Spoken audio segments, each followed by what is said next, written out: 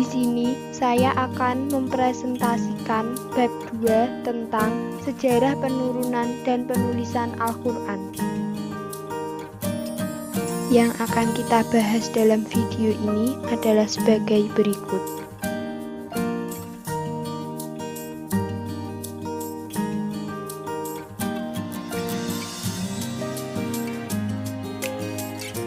Al-Quran diturunkan kepada Nabi Muhammad SAW secara berangsur-angsur. Waktu turunnya Al-Quran secara keseluruhan kurang lebih 23 tahun, tepatnya 22 tahun, 2 bulan, dan 22 hari.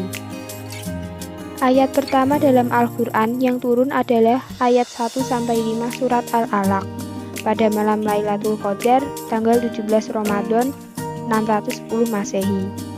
Pada saat Nabi berhalwat di Gua Hira.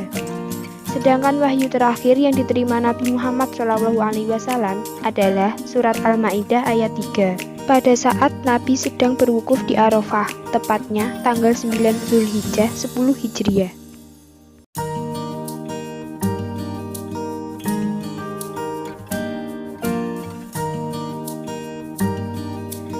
Jumhur ulama mendasarkan pada periodisasi kehidupan Rasulullah SAW yang dibagi menjadi 2 periode, yaitu periode Mekah dan periode Madinah.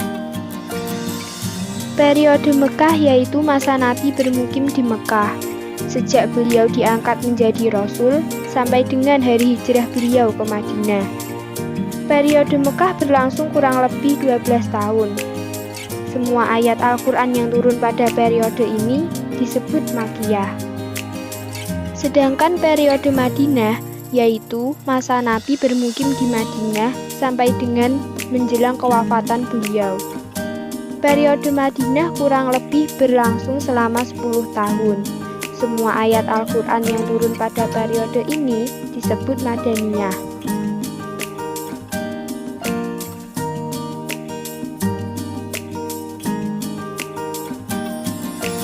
Para ulama tafsir menjelaskan bahwa turunnya Al-Quran melalui 3 tahap, yaitu 1. Al-Quran di Lauh Mahfudz.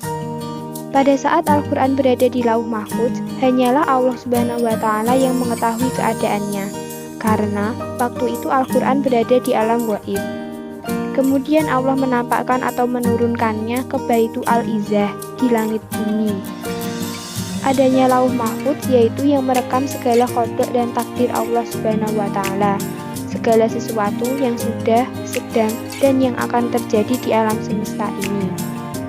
Dan sebagian besar mufasir menjelaskan bahwa keberadaan Al-Quran di Lauh Mahfudz itu merupakan qada atau ketentuan dari Allah SWT, dan seorang nabilah yang diperlihatkan oleh Allah kepadanya. Al-Quran dari Lauh Mahfudz diturunkan ke langit bumi.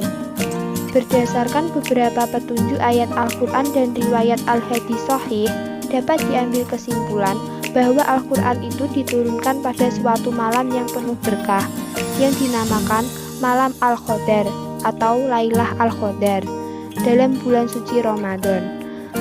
Ibnu Abbas menjawab bahwa Al-Quran itu diturunkan pada bulan Ramadan, malam Lailatul Qadar secara sekaligus, yang kemudian diturunkan kepada Nabi secara berangsur-angsur di sepanjang bulan dan hari.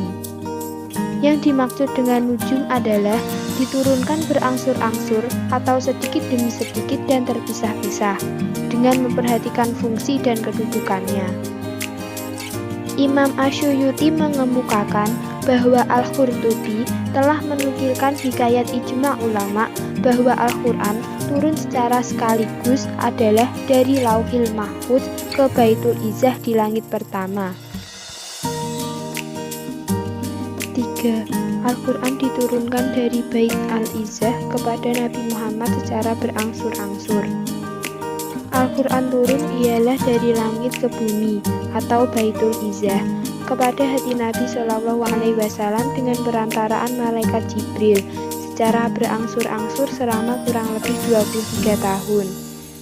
Dalam sebuah riwayat dijelaskan bahwa orang-orang Yahudi dan orang-orang musyrik mengejek dan mencemooh Nabi SAW karena diturunkannya Al-Quran secara terpisah-pisah. Dari peristiwa itu, maka turunlah ayat sebagai bantahan terhadap mereka. Bantahan tersebut sebagaimana dikemukakan oleh Azharqani yang mengandung dua pengertian, yaitu sebagai berikut. 1. Bahwa Al-Quran diturunkan kepada Nabi Shallallahu Alaihi Wasallam secara berangsur-angsur. 2. Kitab Samawi sebelumnya diturunkan secara sekaligus sebagaimana telah populer di kalangan jumhur ulama, bahkan dapat dikatakan ijma. Sekian presentasi dari saya, kurang lebihnya saya mohon maaf. Wassalamualaikum warahmatullahi wabarakatuh.